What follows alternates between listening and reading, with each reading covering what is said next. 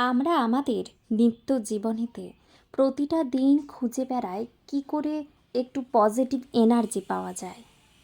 অথচ আমরা নিজেরা একবারও ভেবে দেখি না আমাদের এই কলিযুগেতে ভগবান শ্রী রামকৃষ্ণ এবং আমাদের মা লক্ষ্মী, মা সারদা দেবী আমাদের কতই না জীবনে চলার পথ দেখিয়ে গেছেন। জীবনে ঠিক কিভাবে চললে তুমি তোমার লক্ষ্যে পৌঁছাতে পারবে। ঠাকুর শ্রী রামকৃষ্ণদেব বারবার বলে গেছেন, মানুষের জীবনের প্রধান উদ্দেশ্য হল ঈশ্বর লাভ।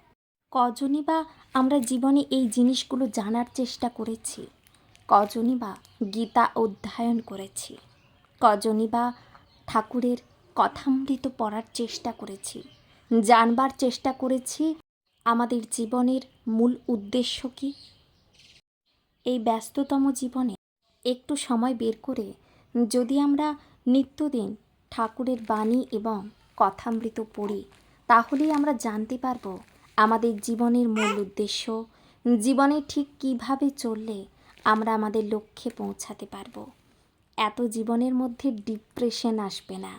আমি বলছি, একটু চেষ্টা করুন, তাহলেই আপনি আপনার মূল লক্ষ্যে পৌঁছতে পারবেন।